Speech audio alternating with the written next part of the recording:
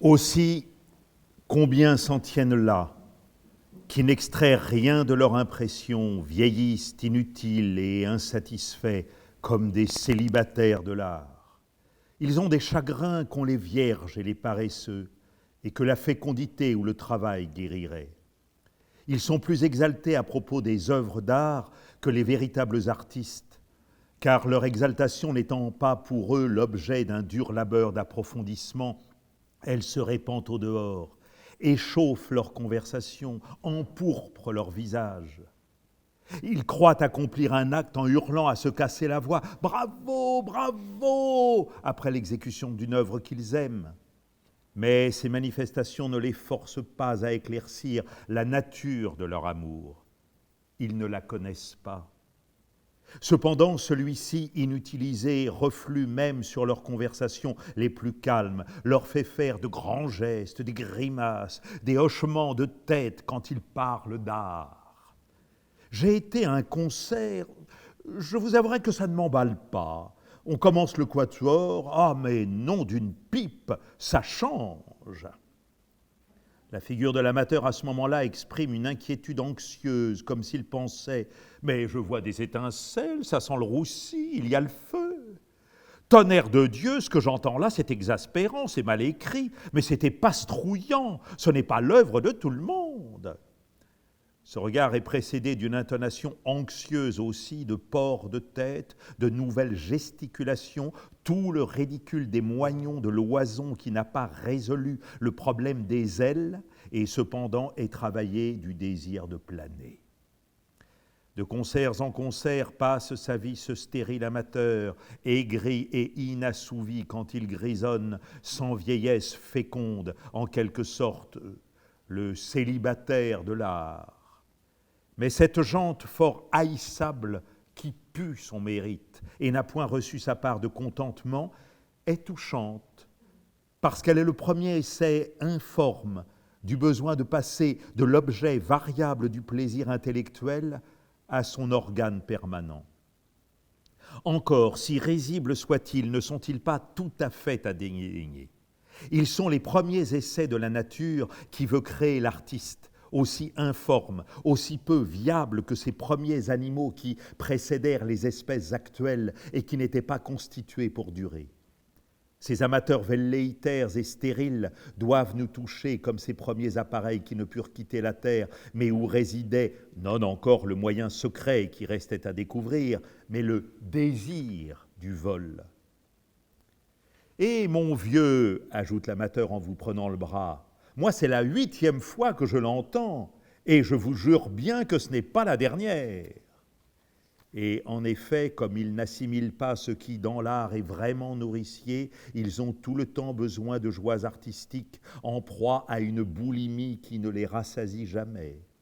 Ils vont donc applaudir longtemps de suite la même œuvre, croyant de plus que leur présence réalise un devoir, un acte, comme d'autres personnes la leur, à une séance de conseil d'administration, à un enterrement.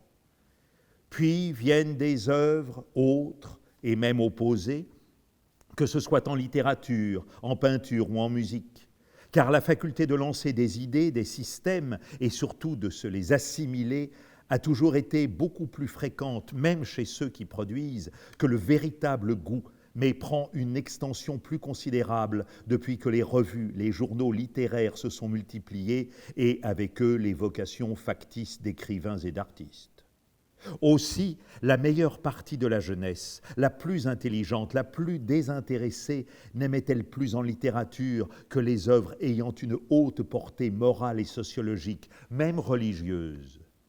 Elle s'imaginait que c'était là le critérium de la valeur d'une œuvre, renouvelant ainsi l'erreur des David, des Chenavard, des Brunetière, etc. On préférait à Bergotte, dont les plus jolies phrases avaient exigé en réalité un bien plus profond repli sur soi-même, des écrivains qui semblaient plus profonds, simplement parce qu'ils écrivaient moins bien. La complication de son écriture n'était faite que pour des gens du monde, disaient des démocrates qui faisaient ainsi aux gens du monde un honneur immérité. Mais dès que l'intelligence raisonneuse veut se mettre à juger des œuvres d'art, il n'y a plus rien de fixe, de certain. on peut démontrer tout ce qu'on veut.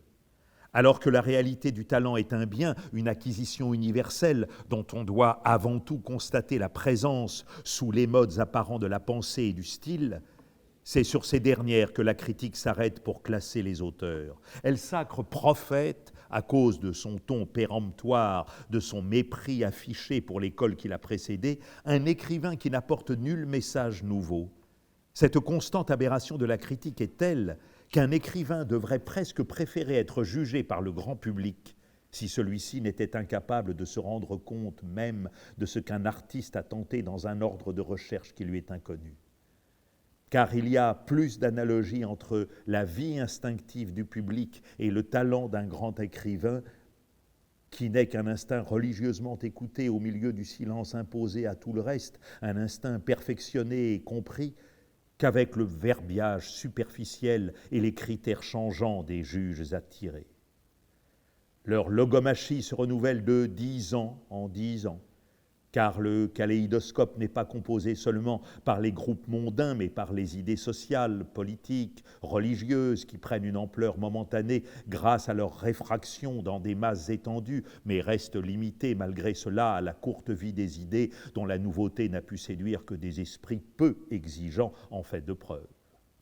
Ainsi, s'étaient succédés les partis et les écoles, faisant se prendre à eux toujours les mêmes esprits, hommes d'une intelligence relative, toujours voués aux engouements dont s'abstiennent des esprits plus scrupuleux et plus difficiles en fait de preuve.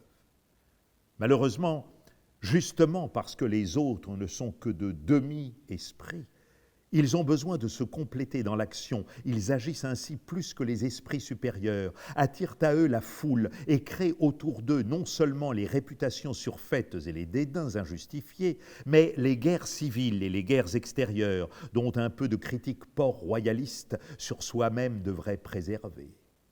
Et quant à la jouissance que donne à un esprit parfaitement juste, à un cœur vraiment vivant, la belle pensée d'un maître, elle est sans doute entièrement saine, mais si précieux que soient les hommes qui la goûtent vraiment, combien y en a-t-il en 20 ans? Elle les réduit tout de même à n'être que la pleine conscience d'un autre. Si tel homme a tout fait pour être aimé d'une femme, qui n'eût pu que le rendre malheureux, mais n'a même pas réussi, malgré ses efforts redoublés pendant des années, à obtenir un rendez-vous de cette femme, au lieu de chercher à exprimer ses souffrances et le péril auquel il a échappé, il relit sans cesse, en mettant sous elle 1 million de mots et les souvenirs les plus émouvants de sa propre vie, cette pensée de La Bruyère, « Les hommes souvent veulent aimer et ne sauraient y réussir. Ils cherchent leur défaite sans pouvoir la rencontrer et, si j'ose ainsi parler, ils sont contraints de demeurer libres. » Que ce soit ce sens ou non qu'ait eu cette pensée pour celui qui l'écrivit, pour qu'elle lût, et ce serait plus beau, il faudrait être aimé au lieu d'aimer. Il est certain qu'en lui, ce lettré sensible la vivifie, la gonfle de signification jusqu'à la faire éclater. Il ne peut la redire qu'en débordant de joie, tant il la trouve vraie et belle. Mais il n'y a malgré tout rien ajouté, et il reste seulement la pensée de La Bruyère. Comment la littérature de notation aurait-elle une valeur quelconque, puisque c'est sous de petites choses comme celles qu'elle note que la réalité est contenue? La grandeur dans le bruit lointain d'un aéroplane, dans la ligne du clocher de Saint-Hilaire, le passé dans la saveur d'une madeleine, etc. Et qu'elles sont sans signification par elles-mêmes, si on ne l'en dégage pas. Peu à peu, conservée par la mémoire, c'est la chaîne de toutes ces expressions inexactes où ne reste rien de ce que nous avons réellement éprouvé qui constitue pour nous notre pensée, notre vie, la réalité. Et c'est ce mensonge-là que ne ferait que reproduire un art soi-disant vécu, simple comme la vie, sans beauté, double emploi si ennuyeux et si vain de ce que nos yeux voient et de ce que notre intelligence constate, qu'on se demande où celui qui s'y livre trouve l'étincelle joyeuse et motrice capable de le mettre en livre et de le mettre en train et de le faire avancer dans sa besogne. La grandeur de l'art véritable, au contraire, de celui que M. de Norpois eût appelé un jeu de dilettante, c'était de retrouver, de ressaisir, de nous faire connaître cette réalité loin de laquelle nous vivons, de laquelle nous nous écartons de plus en plus au fur et à mesure que prend plus d'épaisseur et d'imperméabilité la connaissance conventionnelle que nous lui substituons, cette réalité que nous risquerions fort de mourir sans avoir connue et qui est tout simplement notre vie, la vraie vie. La vie enfin découverte et éclaircie, la seule vie, par conséquent, pleinement vécue, c'est la littérature. Cette vie qui, en un sens, habite à chaque instant chez tous les hommes aussi bien que chez l'artiste, mais ils ne la voient pas, parce qu'ils ne cherchent pas à l'éclaircir. Et ainsi, leur passé est encombré d'innombrables clichés qui restent inutiles parce que l'intelligence ne les a pas développés. Notre vie, et aussi la vie des autres, car le style pour l'écrivain, aussi bien que la couleur pour le peintre, est une question non de technique, mais de vision. Il est la révélation qui serait impossible par des moyens directs et conscients de la différence qualitative qu'il y a dans la façon dont nous apparaît le monde, différence qui, s'il n'y avait pas l'art, resterait le secret éternel de chacun. Par l'art seulement, nous pouvons sortir de nous, savoir ce que voit un autre de cet univers qui n'est pas le même que le nôtre et dont les paysages nous seraient restés aussi inconnus que ceux qu'il peut y avoir dans la Lune. Grâce à l'art, au lieu de voir un seul monde, le nôtre, nous le voyons se multiplier. Et autant qu'il y a d'artistes originaux, autant nous avons de mondes à notre disposition, plus différents les uns des autres que ceux qui roulent dans l'infini. Et bien des siècles après qu'est éteint le foyer dont il émanait, qu'il s'appela Rembrandt ou Vermeer, nous envoient encore leur rayon spécial. Ce travail de l'artiste, de chercher à apercevoir sous la matière, sous l'expérience, sous des mots quelque chose de différent, c'est exactement le travail inverse de celui que, à chaque minute, quand nous vivons détournés de nous-mêmes, l'amour-propre, la passion, l'intelligence et l'habitude aussi accomplissent en nous quand elles amassent au-dessus de nos impressions vraies pour nous les cacher entièrement les nomenclatures, les buts pratiques que nous appelons faussement la vie. En somme, cet art si compliqué est justement le seul art vivant. Seul, il exprime pour les autres et nous fait voir à nous-mêmes notre propre vie, cette vie qui ne peut pas s'observer, dont les apparences qu'on observe ont besoin d'être traduites et souvent lues à rebours et péniblement déchiffrées. Ce travail qu'avait fait notre amour-propre, notre passion, notre esprit d'imitation, notre intelligence abstraite, nos habitudes, c'est ce travail que l'art défera, c'est la marche en sens contraire, le retour aux profondeurs où ce qui a existé réellement gît inconnu de nous, qu'il nous fera suivre. Et sans doute, c'était une grande tentation que de recréer la vraie vie, de rajeunir les impressions. Mais il y fallait du courage de tout genre et même sentimental, car c'était avant tout abroger ses plus chères illusions, cesser de croire à l'objectivité de ce qu'on a élaboré soi-même et au lieu de se percer une centième fois de ces mots, elle était bien gentille, lire au travers, j'avais du plaisir à l'embrasser.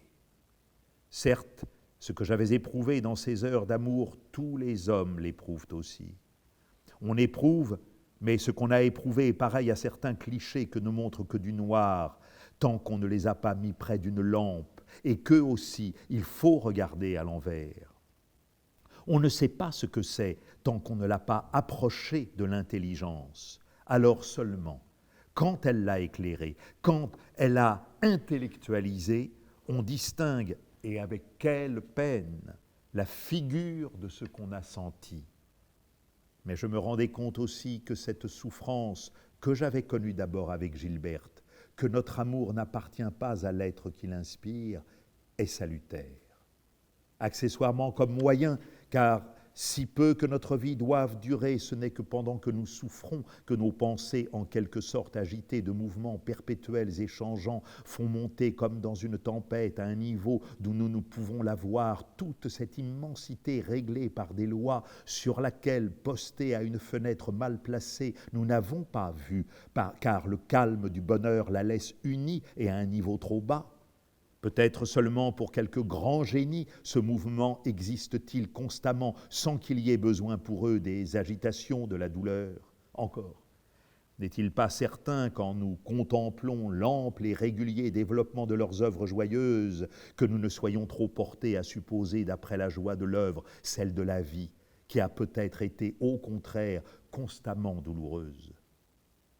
Mais principalement parce que si notre amour n'est pas seulement d'une Gilberte, ce qui nous fait tant souffrir, ce n'est pas parce qu'il est aussi l'amour d'une Albertine, mais parce qu'il est une portion de notre âme plus durable que les mois d'hiver qui meurent successivement en nous et qui voudrait égoïstement le retenir et qui doit, quelque mal d'ailleurs utile que cela nous fasse, se détacher des êtres pour en restituer la généralité et donner cet amour, la compréhension de cet amour à tous, à l'esprit universel, et non à tel puis à tel en lesquels tel puis tel de ceux que nous avons été successivement voudraient se fondre. Il me fallait rendre au moindre signe qui m'entourait Guermantes, Albertine, Gilberte, Saint-Loup, Balbec, etc., leur sens que l'habitude leur avait fait perdre pour moi. Et quand nous aurons atteint la réalité pour l'exprimer, pour la conserver, nous écarterons ce qui est différent d'elle et que ne cesse de nous apporter la vitesse acquise de l'habitude. Plus que tout, j'écarterai ces paroles que les lèvres plutôt que l'esprit choisissent, ces paroles pleines d'humour, comme on en dit dans la conversation, et qu'après une longue conversation avec les autres, on continue à s'adresser facticement à soi-même et qui nous remplissent l'esprit de mensonges. Ces paroles toutes physiques qu'accompagnent chez l'écrivain qui s'abaisse à les transcrire le petit sourire, la petite grimace qui altère à tout moment, par exemple, la phrase parlée d'un Sainte-Beuve, tandis que les vrais livres doivent être les enfants, non du grand jour et de la causerie, mais de l'obscurité et du silence.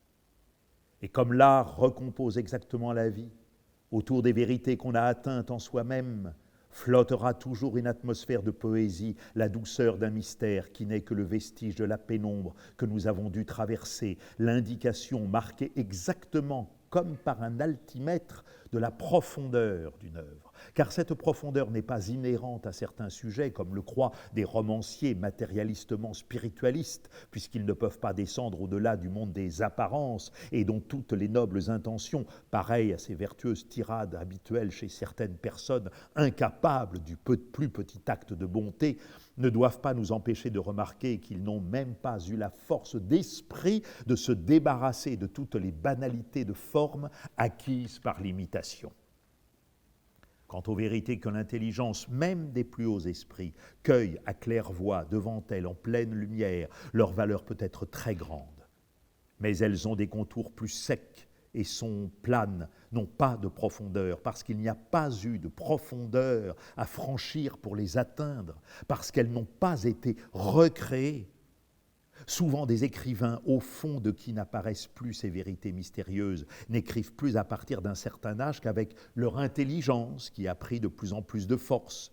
Les livres que de leur âge mûr ont à cause de cela plus de force que ceux de leur jeunesse, mais ils n'ont plus le même velours.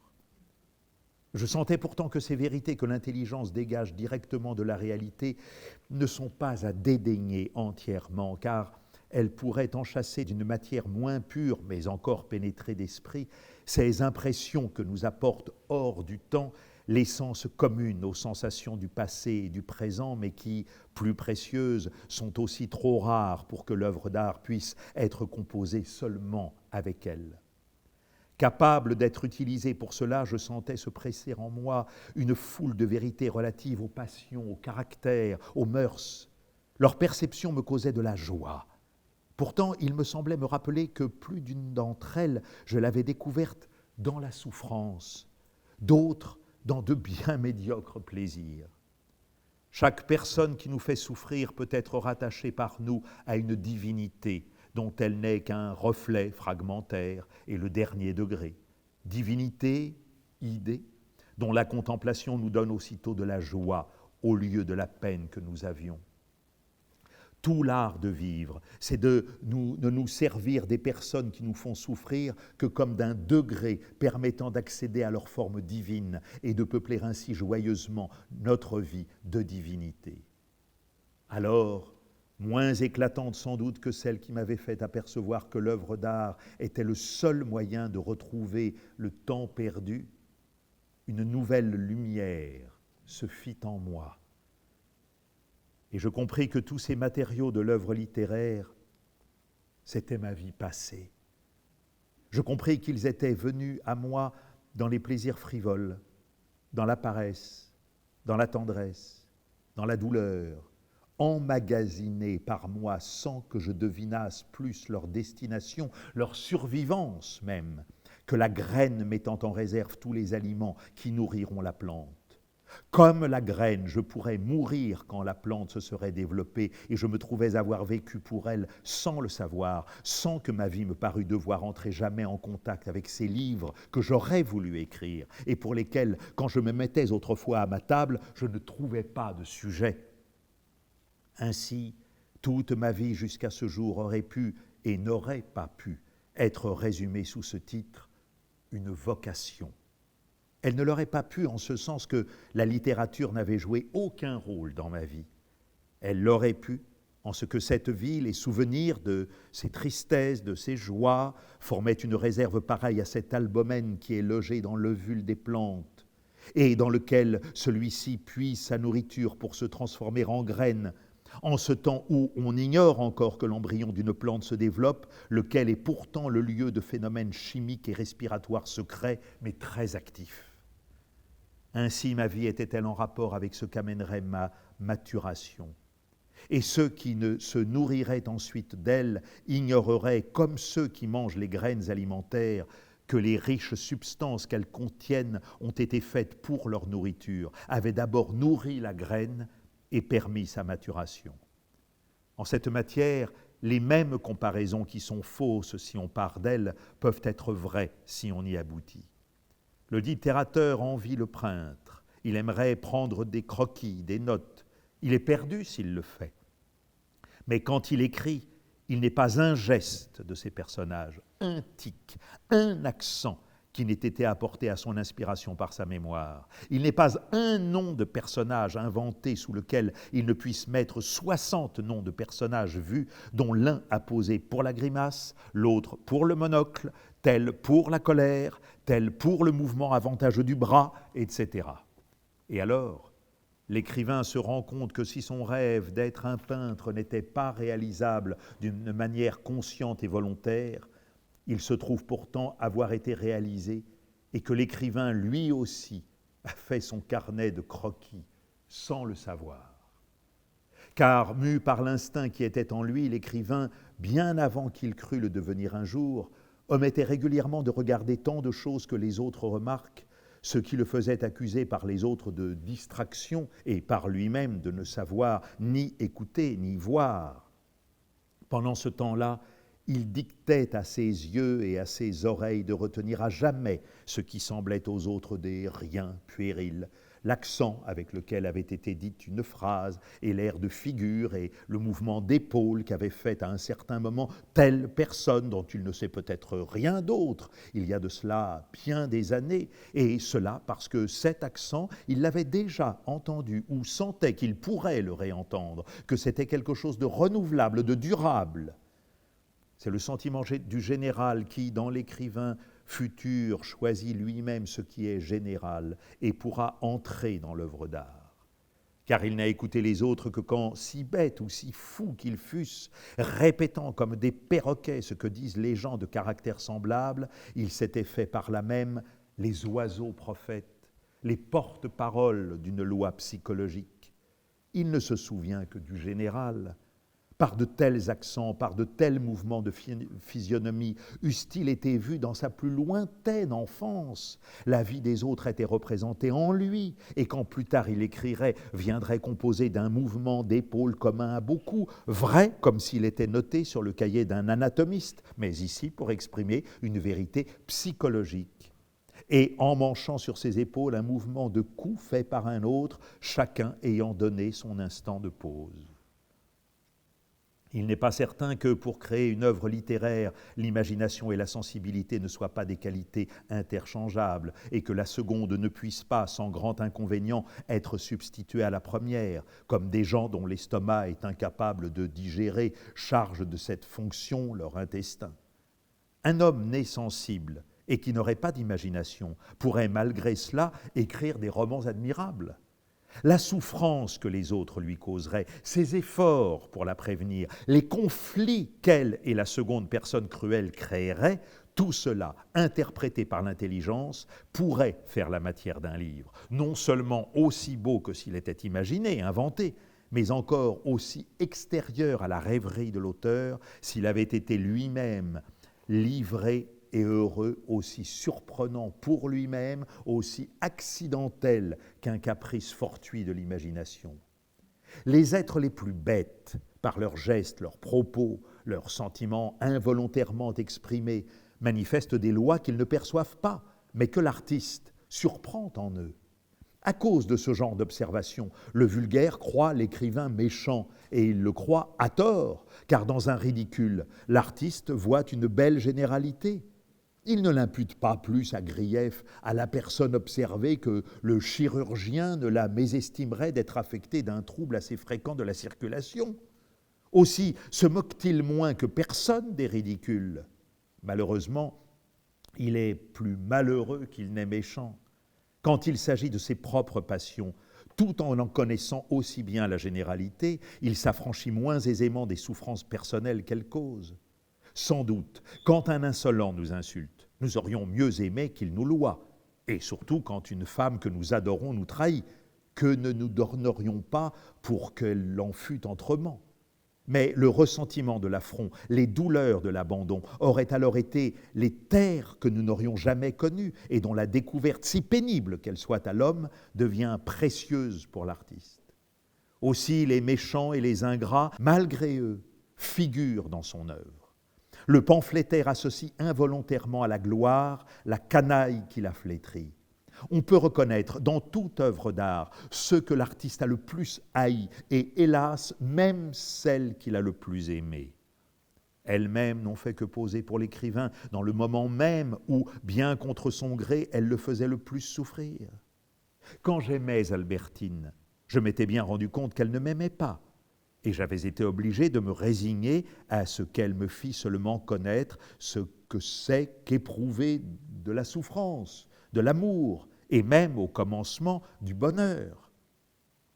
Et quand nous cherchons à extraire la généralité de notre chagrin, à en écrire, nous sommes un peu consolés peut-être par une autre raison encore que toutes celles que je donne ici, et qui est que penser d'une façon générale, qu'écrire est pour l'écrivain une fonction saine et nécessaire, dont l'accomplissement rend heureux, comme pour les hommes physiques, l'exercice, la sueur, le bain. À vrai dire, contre cela, je me révoltais un peu. J'avais beau croire que la vérité suprême de la vie est dans l'art, j'avais beau, d'autre part, n'être pas plus capable de l'effort, de souvenir qu'il m'eût fallu pour aimer encore Albertine que pour pleurer encore ma grand-mère, je me demandais si, tout de même, une œuvre d'art dont elle ne serait pas consciente serait pour elle, pour le destin de ces pauvres mortes, un accomplissement. Ma grand-mère que j'avais, avec tant d'indifférence, vue agoniser et mourir près de moi. Oh, puissais-je en expiation, quand mon œuvre serait terminée, blessé sans remède, souffrir de longues heures abandonné de tous avant de mourir. D'ailleurs, j'avais une pitié infinie, même d'être moins cher, même d'indifférent, et de tant de destinées dont ma pensée, en essayant de les comprendre, avait en somme utilisé la souffrance ou même seulement les ridicules. Tous ces êtres qui m'avaient révélé des vérités et qui n'étaient plus m'apparaissaient comme ayant vécu une vie qui n'avait profité qu'à moi. et comme s'ils étaient morts pour moi. Il était triste pour moi de penser que mon amour auquel j'avais tant tenu serait, dans mon livre, si dégagé d'un être que des lecteurs divers l'appliqueraient exactement à ce qu'ils avaient éprouvé pour d'autres femmes. Mais devais-je me scandaliser de cette infidélité posthume, et que telle ou telle pût donner comme objet à mes sentiments des femmes inconnues, quand cette infidélité, cette division de l'amour entre plusieurs êtres avait commencé de mon vivant et avant même que j'écrivisse?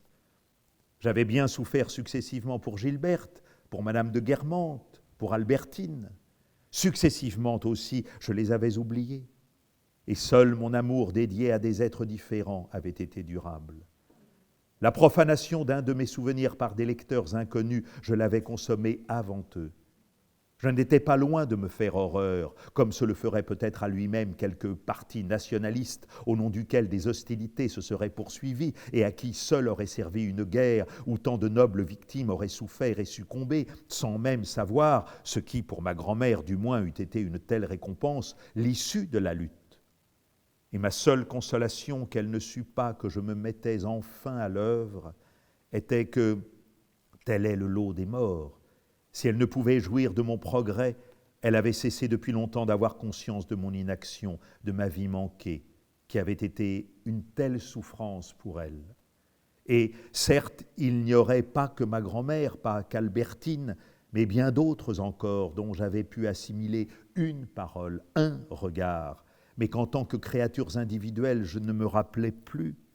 Un livre est un grand cimetière, où sur la plupart des tombes, on ne peut plus lire les noms effacés.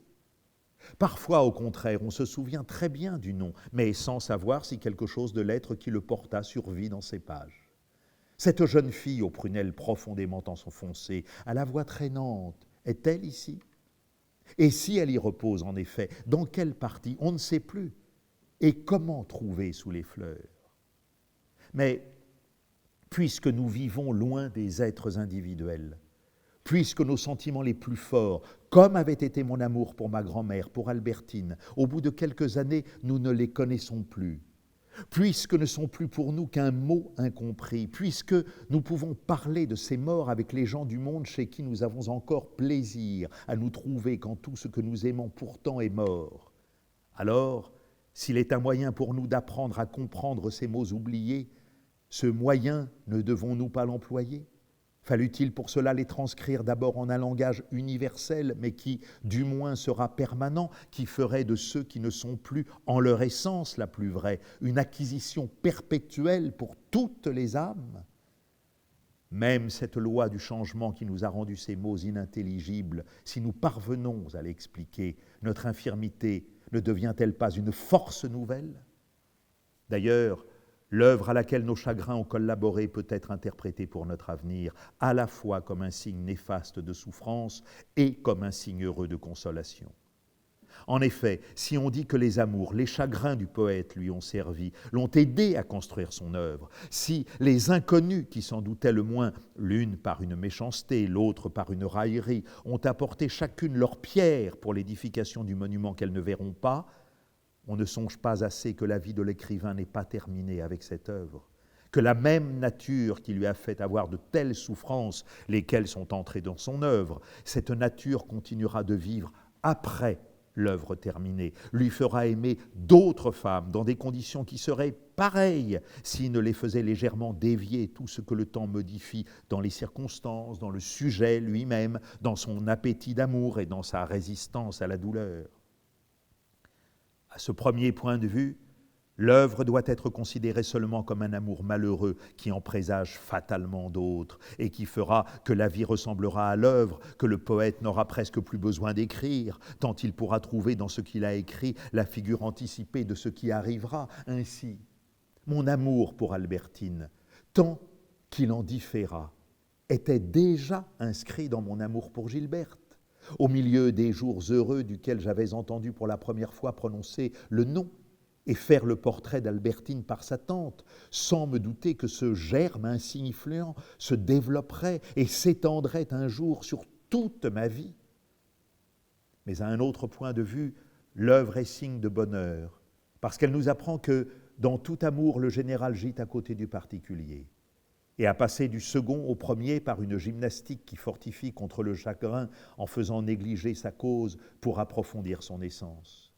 En effet, comme je devais l'expérimenter par la suite, même au moment où l'on aime et où l'on souffre, si la vocation s'est enfin réalisée dans les heures où on travaille, on sent si bien l'être qu'on aime se dissoudre dans une réalité plus vaste, qu'on arrive à l'oublier par instant et qu'on ne souffre plus de son amour en travaillant, que comme de quelque mal purement physique où l'être aimé n'est pour rien, comme d'une sorte de maladie de cœur.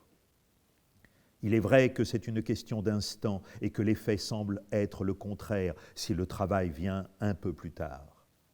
Car les êtres qui, par leur méchanceté, leur nullité, étaient arrivés malgré nous à détruire nos illusions, s'étaient réduits eux-mêmes à rien et séparés de la chimère amoureuse que nous nous étions forgés, si alors nous nous mettons à travailler, notre âme les élève de nouveau, les identifie pour les besoins de notre analyse de nous-mêmes à des êtres qui nous auraient aimés.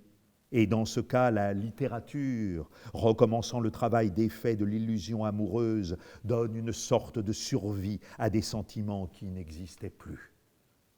Certes, nous sommes obligés de revivre notre souffrance particulière avec le courage du médecin qui recommence sur lui-même la dangereuse piqûre.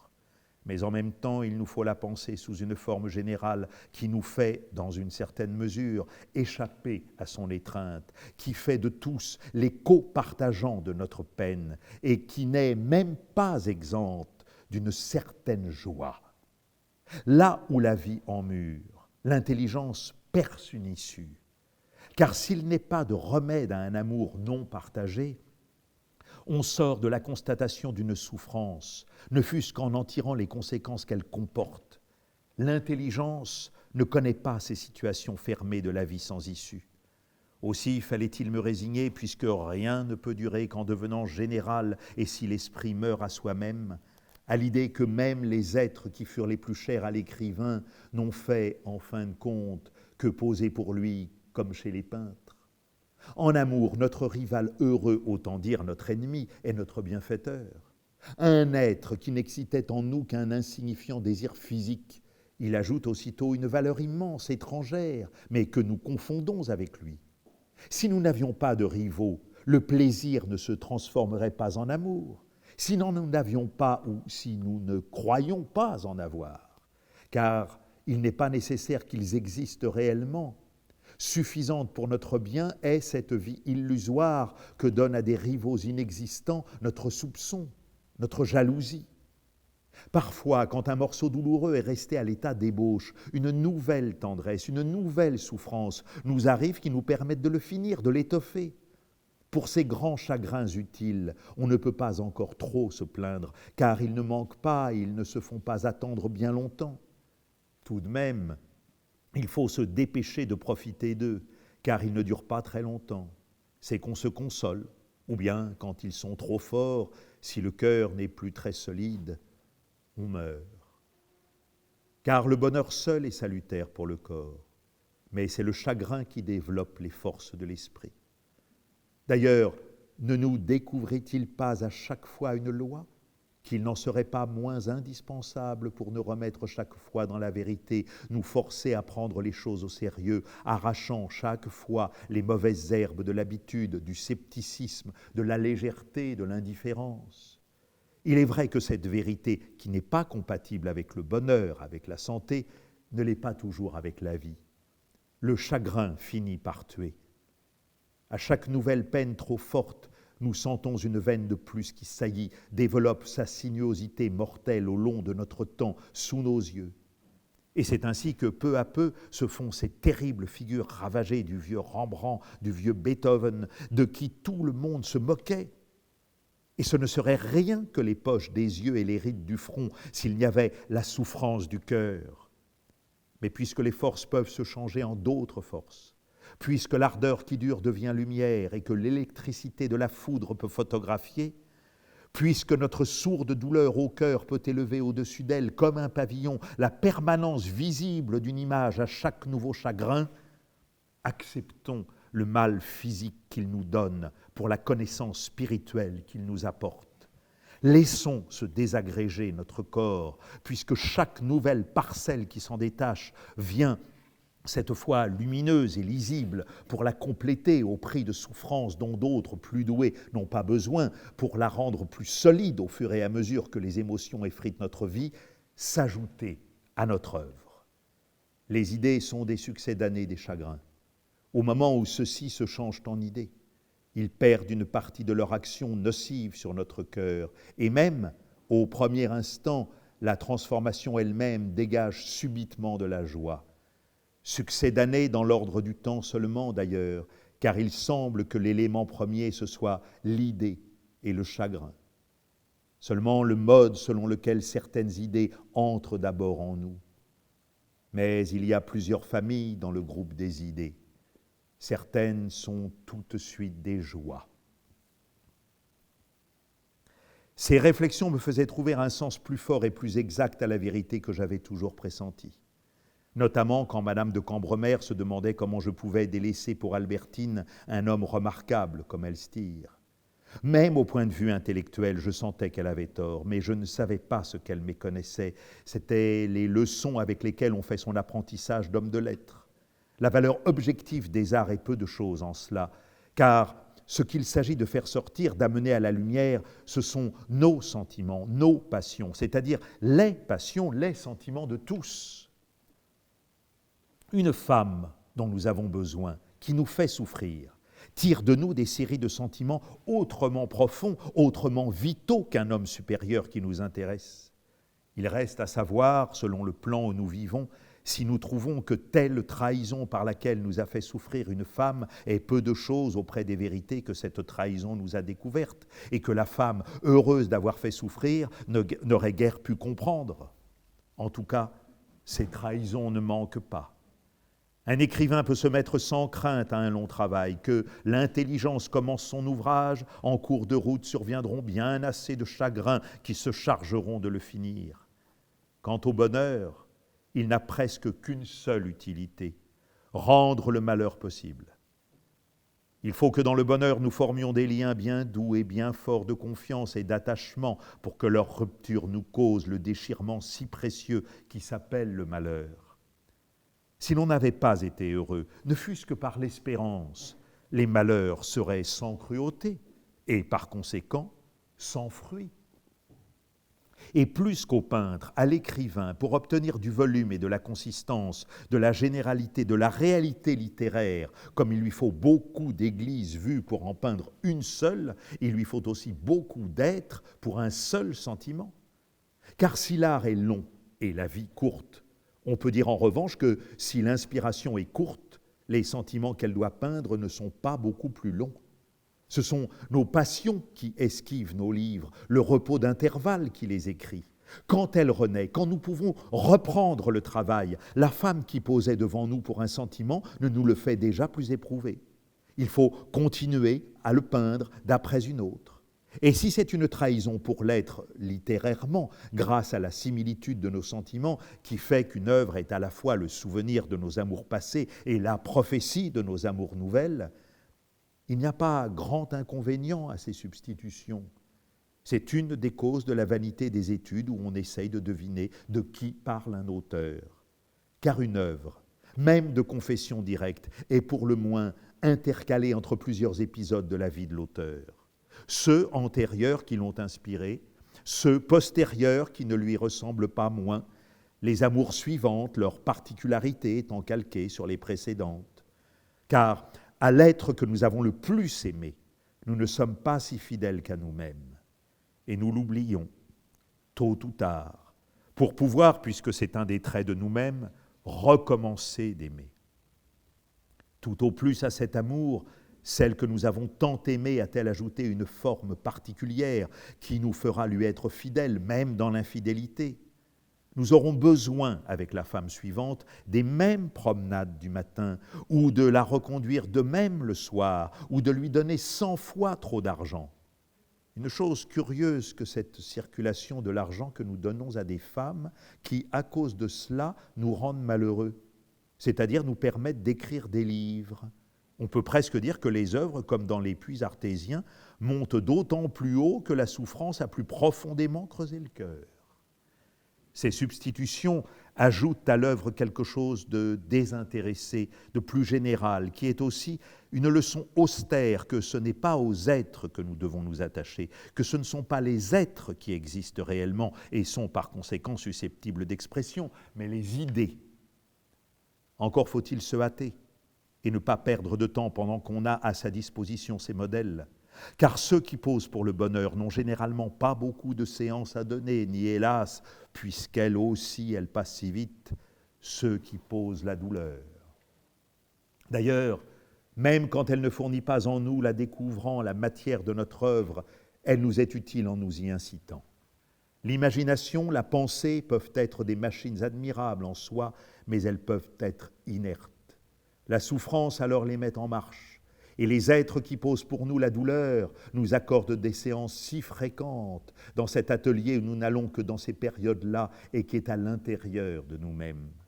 Ces périodes-là sont comme une image de notre vie avec ses diverses douleurs, car elles aussi en contiennent de différentes. Et au moment où on croyait que c'était calmé, une nouvelle dans tous les sens du mot, peut-être parce que ces situations imprévues nous forcent à entrer plus profondément en contact avec nous-mêmes. Ces dilemmes douloureux que l'amour nous pose à tout instant nous instruisent, nous découvrent successivement la matière dont nous sommes faits. Ainsi aussi, quand Françoise, voyant Albertine entrer par toutes les portes ouvertes chez moi comme un chien, mettre partout le désordre, me ruiner, me causer tant de chagrin, me disait, car à ce moment-là, j'avais déjà fait quelques articles et quelques traductions. « Ah, si monsieur, à la place de cette fille qui lui fait perdre tout son temps, avait pris un petit secrétaire bien élevé qui aurait classé toutes les paperoles de monsieur, j'avais peut-être tort de trouver qu'elle parlait sagement. En me faisant perdre mon temps, en me faisant du chagrin, Albertine m'avait peut-être été plus utile, même au point de vue littéraire, qu'un secrétaire qui eût rangé mes paperoles. Mais tout de même, quand un être est si mal conformé, et peut-être dans la nature, cet être est-il l'homme, qu'il ne puisse aimer sans souffrir, et qu'il faille souffrir pour apprendre des vérités, la vie d'un tel être finit par être bien lassante. Les années heureuses sont les années perdues. On attend une souffrance pour travailler. L'idée de la souffrance préalable s'associe à l'idée du travail. On a peur de chaque nouvelle œuvre en pensant aux douleurs qu'il faudra supporter d'abord pour l'imaginer. Et comme on comprend que la souffrance est la meilleure chose que l'on puisse rencontrer dans la vie, on pense sans effroi, presque comme à une délivrance, à la mort. Pourtant, si cela me révoltait un peu, encore fallait-il prendre garde que bien souvent nous n'avons pas joué avec la vie, profité des êtres pour les livres, mais tout le contraire. Le cas de Werther, si noble, n'était pas, hélas, le mien. Sans croire un instant à l'amour d'Albertine, j'avais 20 fois voulu me tuer pour elle. Je m'étais ruiné, j'avais détruit ma santé pour elle. Quand il s'agit d'écrire, on est scrupuleux, on regarde de très près, on rejette tout ce qui n'est pas vérité. Mais tant qu'il ne s'agit que de la vie, on se ruine, on se rend malade, on se tue pour des mensonges. Il est vrai que c'est de la gangue de ces mensonges-là que, si l'âge est passé d'être poète, on peut seulement extraire un peu de vérité. Les chagrins sont des serviteurs obscurs détestés contre lesquels on lutte, sous l'empire de qui on tombe de plus en plus, des serviteurs atroces, impossibles à remplacer et qui, par des voies souterraines, nous mènent à la vérité et à la mort. Heureux ceux qui ont rencontré la première avant la seconde et pour qui, si proches qu'elles doivent être l'une de l'autre, l'heure de la vérité a sonné avant l'heure de la mort. De ma vie passée, je compris encore que les moindres épisodes avaient concouru à me donner la leçon d'idéalisme dont j'allais profiter aujourd'hui. Mes rencontres avec M. de Charlus, par exemple, ne m'avaient-elles pas, même avant que sa germanophilie me donnât la même leçon, permis, mieux encore que mon amour pour Madame de Guermantes ou pour Albertine, que l'amour de Saint-Loup pour Rachel, de me convaincre combien la matière est indifférente et que tout peut y être mis par la pensée, vérité que le phénomène si mal compris, si inutilement blâmé de l'inversion sexuelle, grandit plus encore que celui, déjà si instructif, de l'amour. Celui-ci nous montre la beauté fuyant la femme que nous n'aimons plus, et venant résider dans le visage que les autres trouveraient le plus laid, qui à nous-mêmes aurait pu, pourra, un jour déplaire. Mais il est encore plus frappant de la voir obtenant tous les hommages d'un grand seigneur qui délaisse aussitôt une belle princesse émigrée sous la casquette d'un contrôleur d'omnibus. Mon étonnement, à chaque fois que j'avais revu aux Champs-Élysées, dans la rue, sur la plage, le visage de Gilberte, de Madame de Guermantes, d'Albertine, ne prouvait-il pas combien un souvenir ne se prolonge que dans une direction divergente de l'impression avec laquelle il a coïncidé d'abord et de laquelle il s'éloigne de plus en plus? L'écrivain ne doit pas s'offenser que l'inverti donne à ses héroïnes un visage masculin. Cette particularité un peu aberrante permet seule à l'inverti de donner ensuite à ce qu'il lit toute sa généralité. Racine avait été obligé, pour lui donner ensuite toute sa valeur universelle, de faire un instant de la Phèdre antique une janséniste. De même, si M. de Charlus n'avait pas donné à l'infidèle sur qui Musset pleure dans la nuit d'octobre ou dans le souvenir le visage de Morel, il n'aurait ni pleuré ni compris, puisque c'était par cette seule voie étroite et détournée qu'il avait accès aux vérités de l'amour. L'écrivain ne dit que par une habitude prise dans le langage insincère des préfaces et des dédicaces « mon lecteur ». En réalité, chaque lecteur est, quand il lit, le propre lecteur de soi-même. L'ouvrage de l'écrivain n'est qu'une espèce d'instrument optique qu'il offre au lecteur afin de lui permettre de discerner ce que, sans ce livre, il n'eût peut-être même pas vu en soi-même.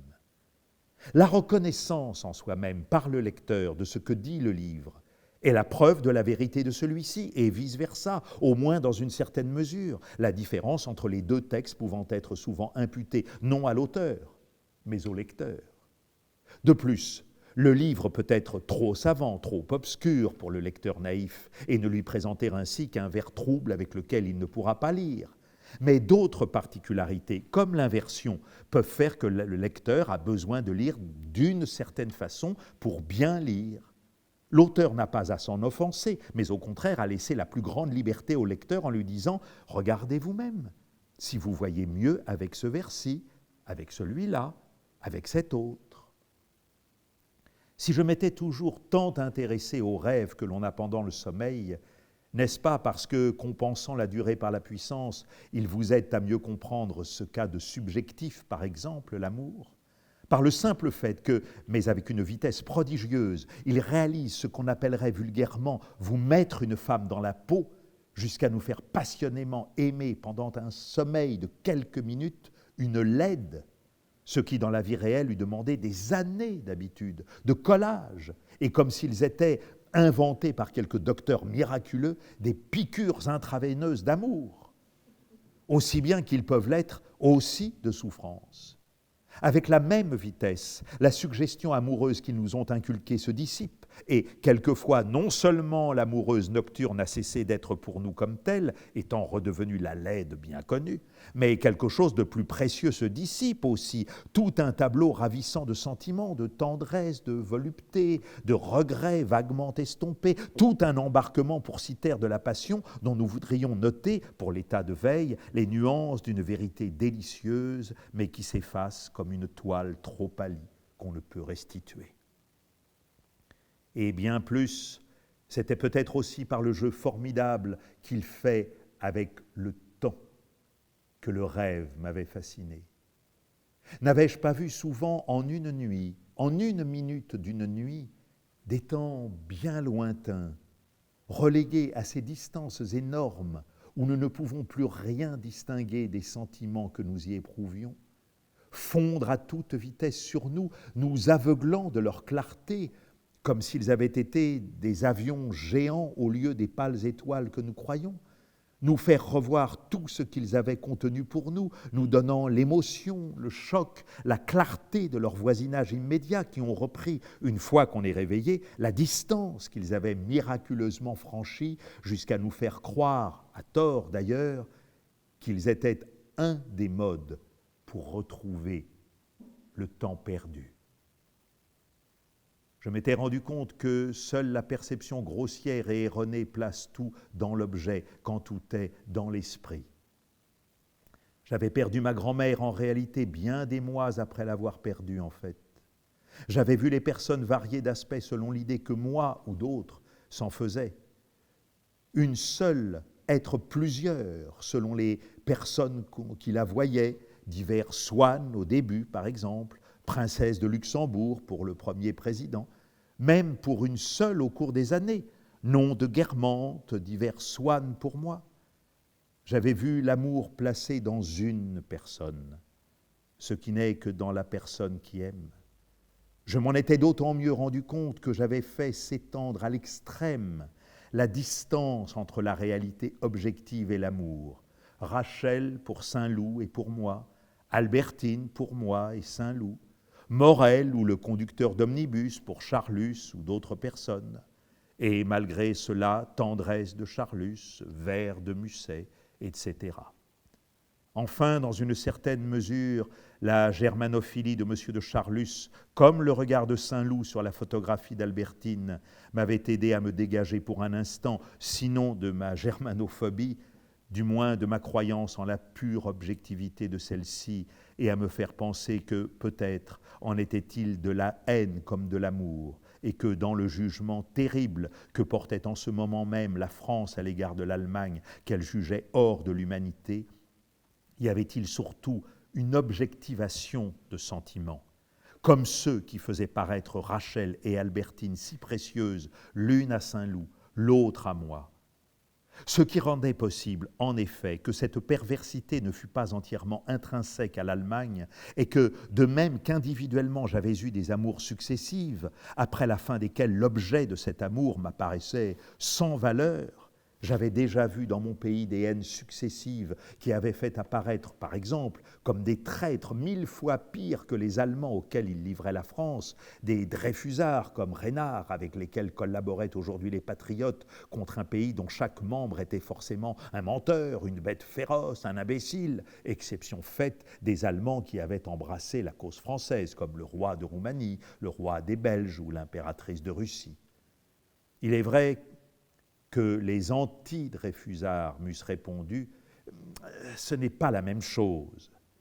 Mais en effet, ce n'est jamais la même chose, pas plus que ce n'est la même personne. Sans cela, devant le même phénomène, celui qui en est la dupe ne pourrait accuser que son état subjectif et ne pourrait croire que les qualités ou les défauts sont dans l'objet.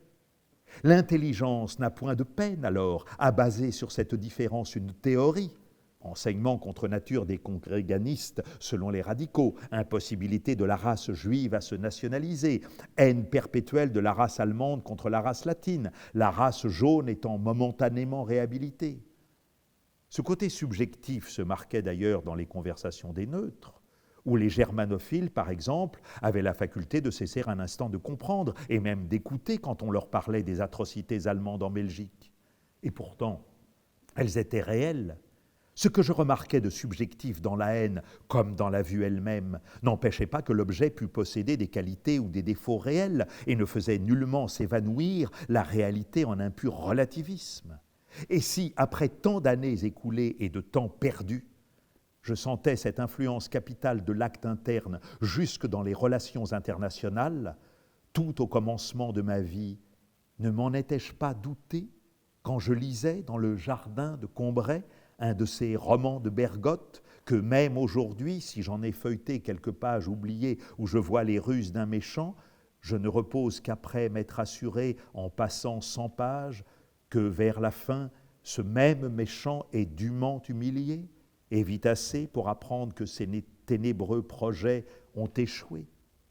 Car je ne me rappelais plus bien ce qui était arrivé à ces personnages, ce qui ne les différenciait d'ailleurs pas des personnes qui se trouvaient cet après-midi chez Madame de Guermantes, et pour plusieurs du moins, la vie était passée aussi vague pour moi que si je l'eusse lu dans un roman à demi oublié.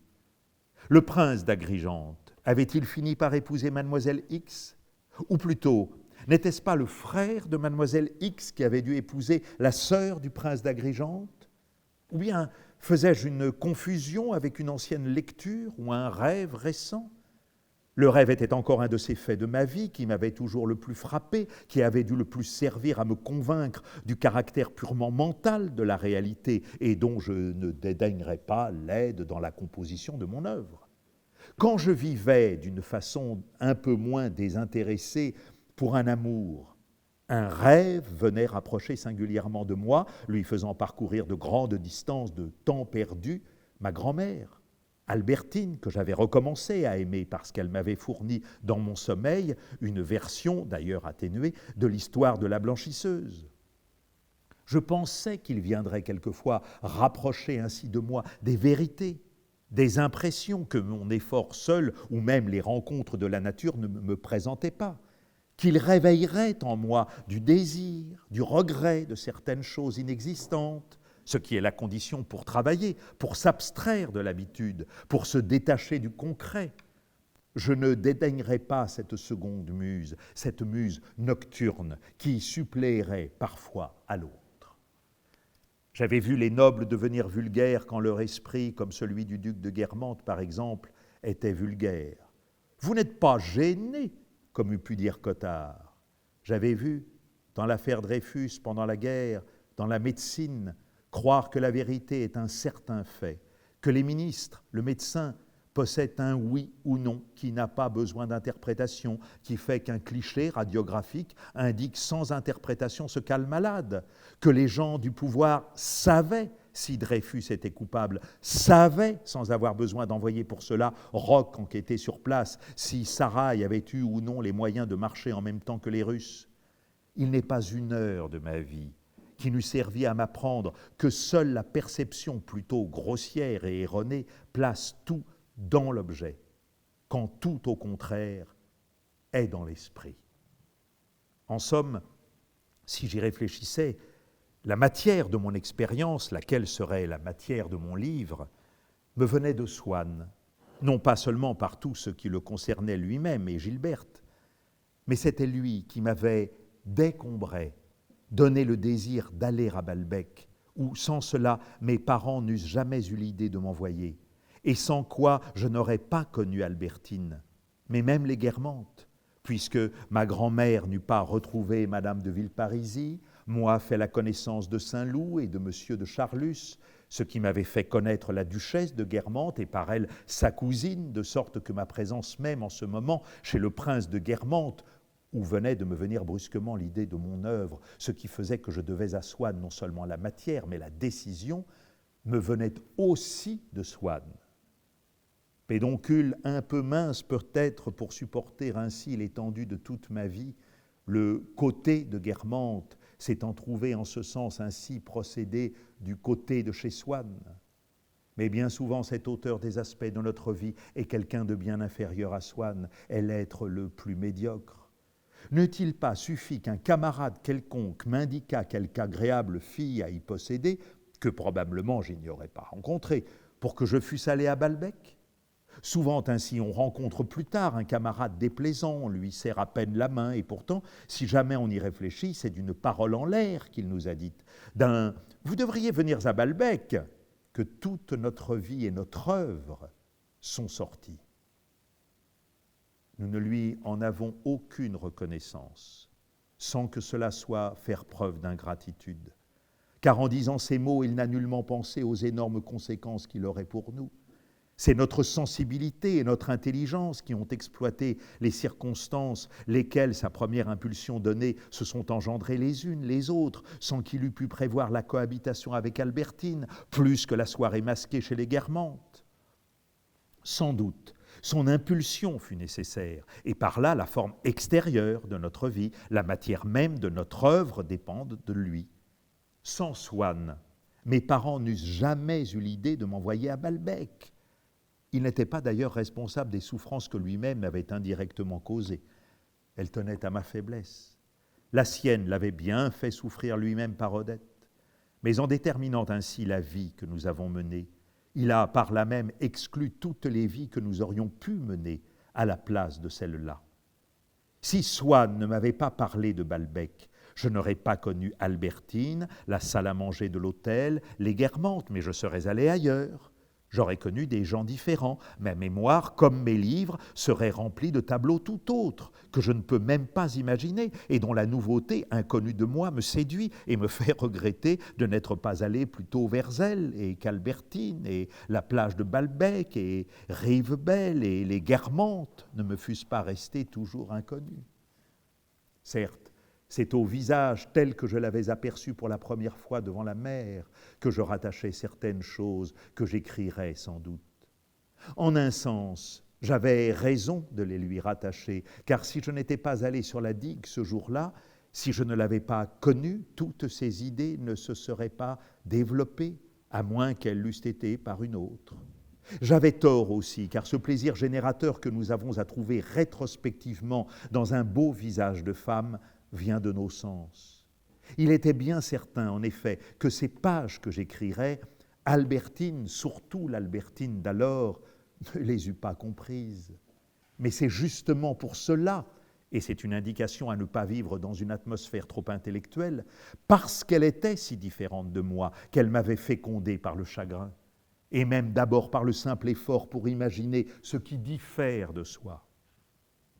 Ces pages, si elle avait été capable de les comprendre, par cela même, elle ne les eût pas inspirées. La jalousie est un bon recruteur qui, quand il y a un creux dans notre tableau, va nous chercher dans la rue une belle fille qu'il fallait. Elle n'était plus belle, elle l'est redevenue, car nous sommes jaloux d'elle. Elle remplira ce vide. Une fois que nous serons morts, nous n'aurons pas de joie que ce tableau ait été ainsi complété. Mais cette pensée n'est nullement décourageante, car nous sentons que la vie est un peu plus compliquée qu'on ne dit, et même les circonstances. Et il y a une nécessité pressante à montrer cette complexité.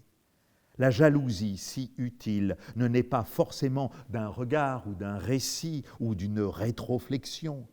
On peut la trouver prête à nous piquer entre les feuillets d'un annuaire, ce qu'on appelle tout Paris pour Paris et pour la campagne annuaire des châteaux. Nous avions distraitement entendu dire par la belle-fille devenue indifférente qu'il lui faudrait aller voir quelque jour sa sœur dans le Pas-de-Calais, près de Dunkerque. Nous avions aussi distraitement pensé autrefois que, peut-être bien, la belle-fille avait été courtisée par M. E., qu'elle ne voyait plus jamais, car plus jamais elle n'allait dans ce bar où elle le voyait jadis. Que pouvait être sa sœur? Femme de chambre, peut-être? Par discrétion, nous ne l'avions pas demandé. Et puis, voici qu'en ouvrant au hasard l'annuaire des châteaux, nous trouvions que M. E. a son château dans le Pas-de-Calais, près de Dunkerque. Plus de doute. Pour faire plaisir à la belle-fille, il a pris sa sœur comme femme de chambre. Et si la belle ne le voit plus dans le bar, c'est qu'il l'a fait venir chez lui, habitant Paris presque toute l'année, mais ne pouvant se passer d'elle, même pendant qu'il est dans le Pas-de-Calais. Les pinceaux, ivres de fureur et d'amour, peignent. Et pourtant, si ce n'était pas cela, si vraiment M. E. ne voyait plus jamais la belle-fille, mais par serviabilité avait recommandé la sœur de celle-ci à un frère qu'il a, lui, habitant toute l'année dans le Pas-de-Calais. De sorte qu'elle va, même peut-être par hasard, voir sa sœur au moment où M. E. n'est pas là, car ils ne se soucient plus l'un de l'autre. Et à moins encore que la sœur ne soit pas femme de chambre dans le château ni ailleurs, mais des parents dans le Pas-de-Calais. Notre douleur du premier instant cède devant ces dernières suppositions qui calment toute jalousie, mais qu'importe. Celle-ci, cachée dans les feuillets de l'annuaire des châteaux, est venue au bon moment, car maintenant le vide qu'il y avait dans la toile est comblé, et tout se compose bien grâce à la présence suscitée par la jalousie de la belle fille dont déjà nous ne sommes plus jaloux et que nous n'aimons plus. À ce moment, le maître d'hôtel vint me dire que le premier morceau étant terminé, je pouvais quitter la bibliothèque et entrer dans les salons. Cela me fit ressouvenir où j'étais. Mais je ne fus nullement troublé dans le raisonnement que je venais de commencer par le fait qu'une réunion mondaine, le retour dans la société, m'eussent fourni ce point de départ vers une vie nouvelle que je n'avais pas su trouver dans la solitude. Ce fait n'avait rien d'extraordinaire, une impression qui pouvait ressusciter en moi l'homme éternel n'étant pas lié plus forcément à la solitude qu'à la société, comme j'avais cru autrefois, comme cela avait peut-être été pour moi autrefois, comme cela aurait peut-être dû être encore si je m'étais harmonieusement développé au lieu de ce long arrêt qui semblait seulement prendre fin. Car, trouvant seulement cette impression de beauté quand une sensation actuelle, si insignifiante fut-elle, une sensation semblable, renaissant spontanément en moi, venait étendre la première sur plusieurs époques à la fois et remplissait mon âme, où les sensations particulières laissaient habituellement tant de vide, par une essence générale, il n'y avait pas de raison pour que je ne reçusse des sensations de ce genre dans le monde, aussi bien que dans la nature, puisqu'elles sont fournies par le hasard, aidées sans doute par l'excitation particulière qui fait que, les jours où on se trouve en dehors du train courant de la vie, les choses même les plus simples recommencent à nous donner des sensations dont l'habitude fait faire l'économie à notre système nerveux. Que ce fût justement et uniquement ce genre de sensation qui dut conduire à l'œuvre d'art, j'allais essayer d'en trouver la raison objective en continuant les pensées que je n'avais cessé d'enchaîner dans la bibliothèque, car je sentais que le déclenchement de la vie spirituelle était assez fort en moi maintenant pour pouvoir continuer aussi bien dans le salon au milieu des invités que seul dans la bibliothèque. Il me semblait qu'à ce point de vue, même au milieu de cette assistance si nombreuse, je saurais réserver ma solitude. Car pour la même raison que de grands événements n'influent pas du dehors sur nos puissances d'esprit et qu'un écrivain médiocre vivant dans une époque épique restera un tout aussi médiocre écrivain, ce qui était dangereux dans le monde, c'étaient les dispositions mondaines qu'on y apporte, mais par lui-même, il n'était pas plus capable de vous rendre médiocre qu'une guerre héroïque de rendre sublime un mauvais poète.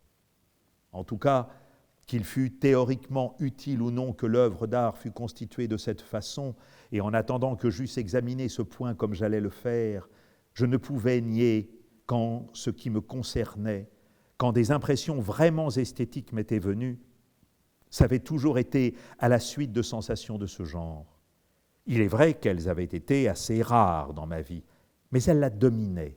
Je pouvais retrouver dans le passé quelques-uns de ces sommets que j'avais eu le tort de perdre de vue, ce que je comptais ne plus faire désormais. Et déjà, je pouvais dire que si c'était chez moi, par l'importance exclusive qu'il prenait, un trait qui m'était personnel, cependant j'étais rassuré en découvrant qu'il s'apparentait à des traits moins marqués, mais discernables, et au fond assez analogues chez certains écrivains. N'est-ce pas à une sensation du genre de celle de la Madeleine, qu'est suspendue la plus belle partie des mémoires d'outre-tombe ?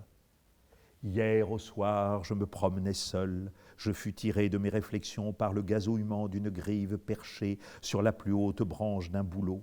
À l'instant, ce son magique fit reparaître à mes yeux le domaine paternel.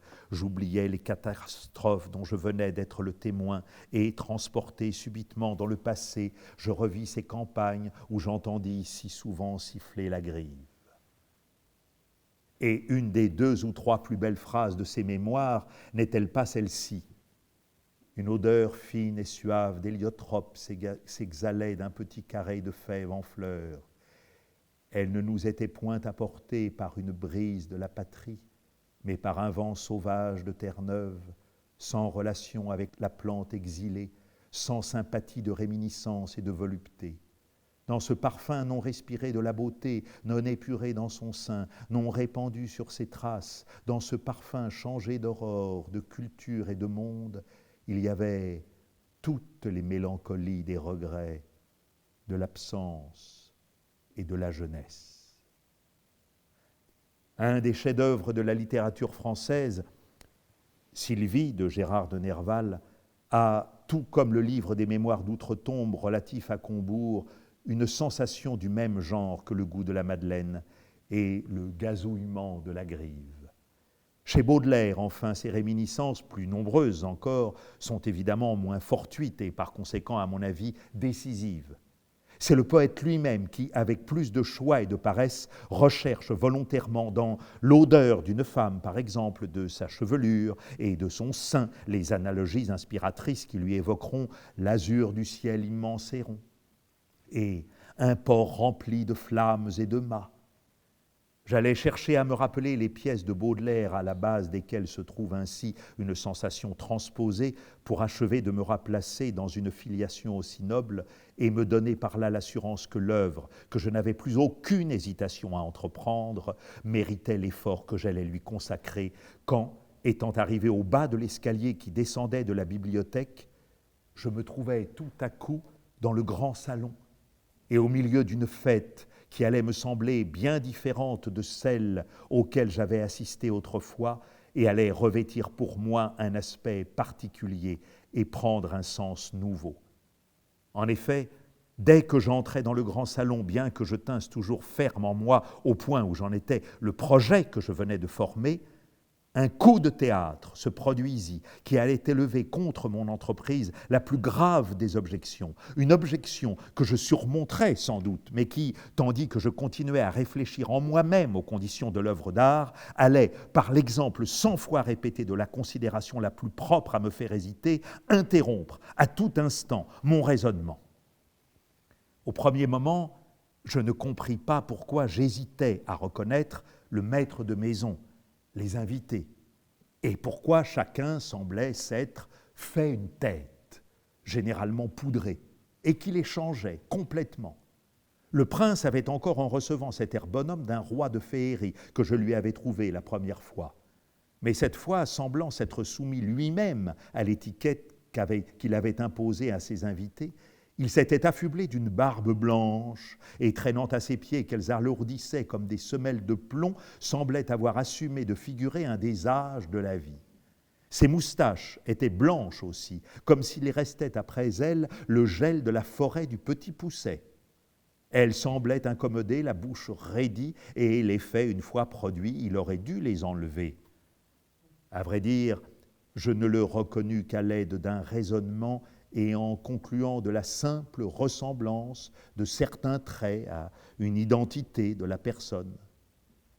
Je ne sais ce que le petit Fezensac avait mis sur sa figure, mais tandis que d'autres avaient blanchi, qui la moitié de leur barbe, qui leur moustache seulement, lui, sans s'embarrasser de ses teintures, avait trouvé le moyen de couvrir sa figure de rides, ses sourcils de poils hérissés.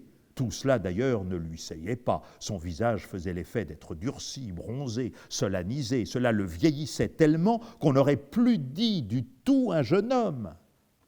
Je fus bien plus étonné, au même moment, en entendant appeler duc de Châtellerault un petit vieillard aux moustaches argentées d'ambassadeur, dans lequel seul un petit bout de regard resté le même me permit de reconnaître le jeune homme que j'avais rencontré une fois en visite chez Madame de Villeparisis. À la première personne que je parvins ainsi à identifier, en tâchant de faire abstraction du travestissement et de compléter les traits restés naturels par un effort de mémoire, ma première pensée eût dû être, et fut peut-être bien moins d'une seconde, de la félicité d'être si merveilleusement grimé qu'on avait d'abord, avant de la reconnaître, cette hésitation que les grands acteurs, paraissant dans un rôle où ils sont différents d'eux-mêmes, donnent en entrant en scène au public qui, même averti par le programme, reste un instant ébahi avant d'éclater en applaudissements. À ce point de vue, le plus extraordinaire de tous était mon ennemi personnel, M. d'Argencourt, le véritable clou de la matinée. Non seulement au lieu de sa barbe, à peine poivre et sel, il s'était affublé d'une extraordinaire barbe, d'une invraisemblable blancheur, mais encore, tant de petits changements matériels peuvent rapetisser, élargir un personnage et bien plus changer son caractère apparent, sa personnalité.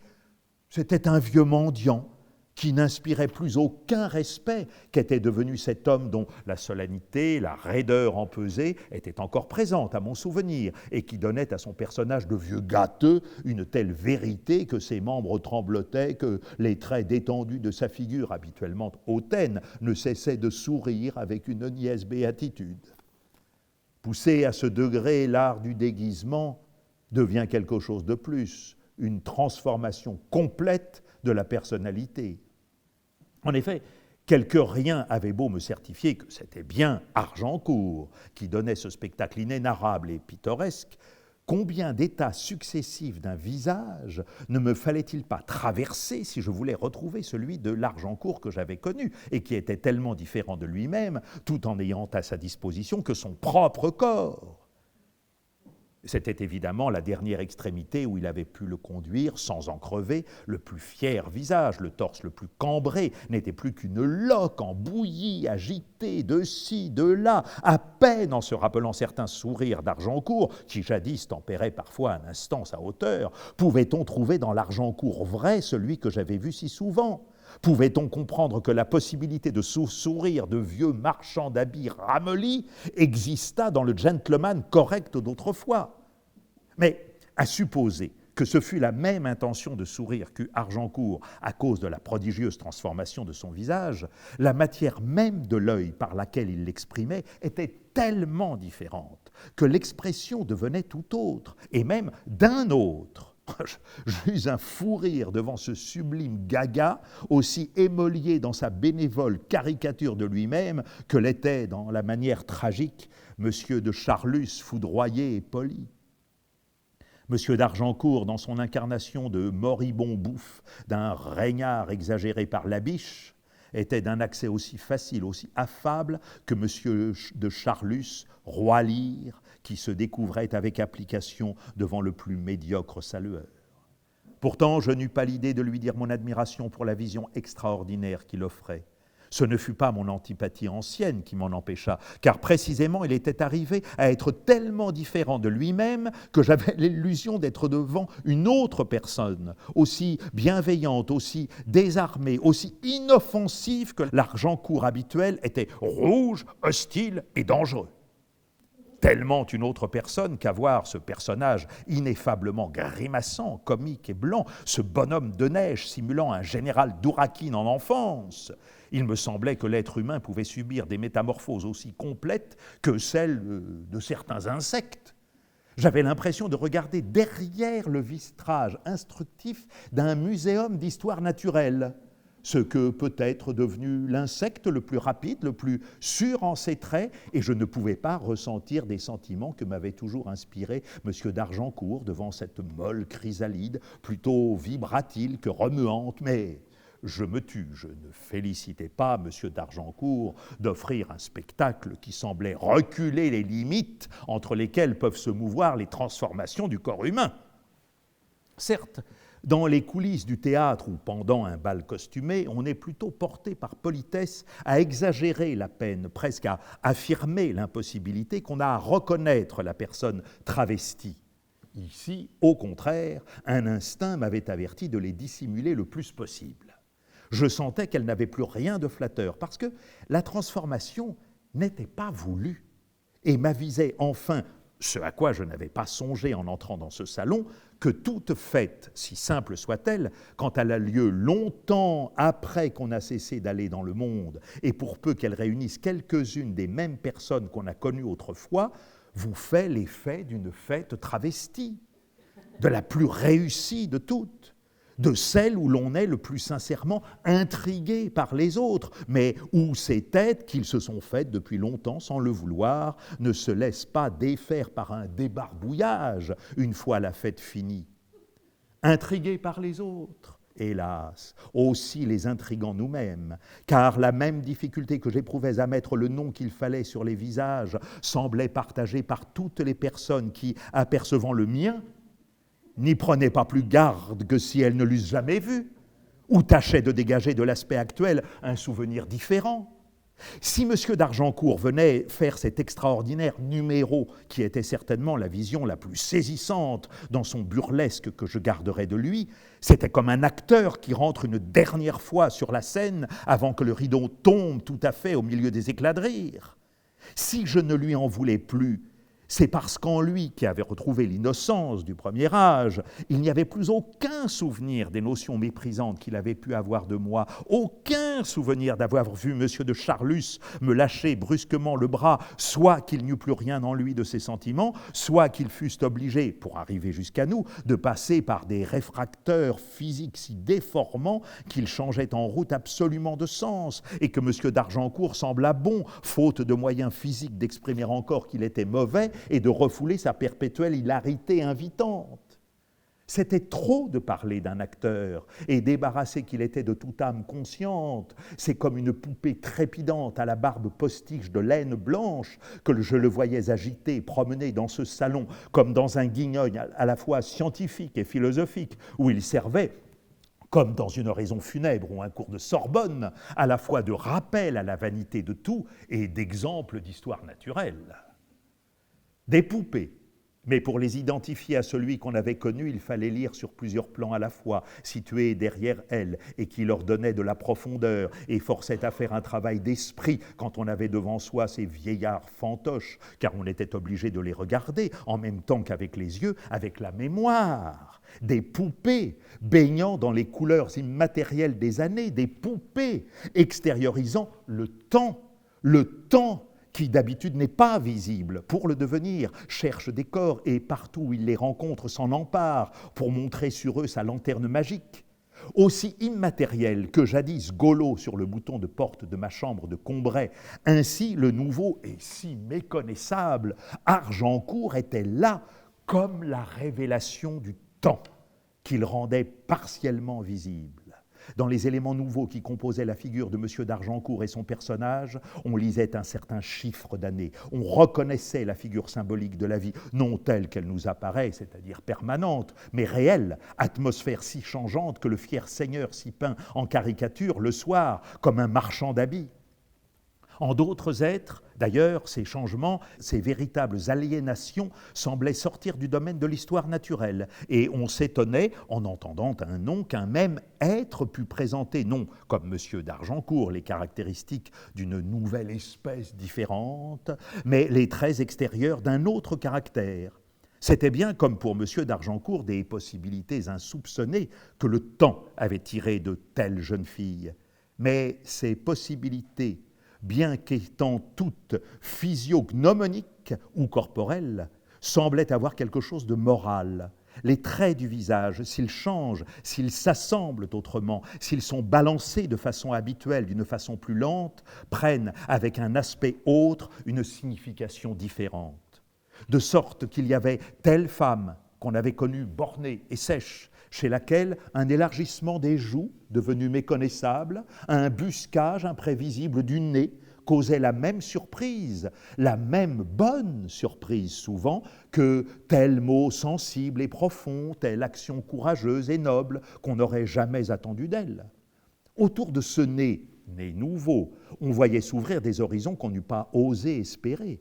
La bonté, la tendresse, jadis impossible, devenaient possibles avec ces joues-là.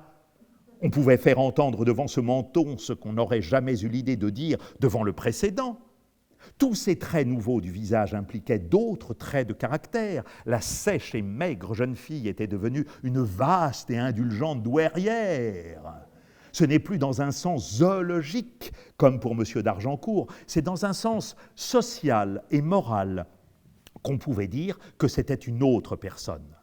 Par tous ses côtés, une matinée comme celle où je me trouvais était quelque chose de beaucoup plus précieux qu'une image du passé, mais m'offrait, comme toutes les images successives et que je n'avais jamais vues, qui séparaient le passé du présent, mieux encore, le rapport qu'il y avait entre le présent et le passé. Elle était comme ce qu'on appelle autrefois une vue optique, mais une vue optique des années, la vue non d'un moment, mais d'une personne située dans la perspective déformante du temps.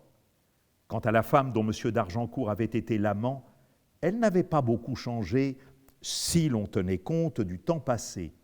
C'est-à-dire que son visage n'était pas trop complètement démoli pour celui d'un être qui se déforme tout le long de son trajet dans l'abîme où il est lancé, abîme dont nous ne pouvons exprimer la direction que par des comparaisons également vaines, puisque nous ne pouvons les emprunter qu'au monde de l'espace, et qui, que nous les orientions dans le sens de l'élévation, de la longueur ou de la profondeur, ont comme seul avantage de nous faire sentir que cette dimension inconcevable et sensible existe.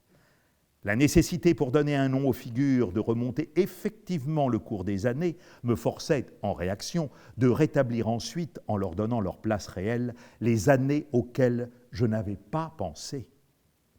À ce point de vue, et pour ne pas me laisser tromper par l'identité apparente de l'espace, l'aspect tout nouveau d'un être comme M. d'Argencourt m'était une révélation frappante de cette réalité du millésime qui d'habitude nous reste abstraite, comme l'apparition de certains arbres nains ou de baobabs géants nous avertit du changement de méridien.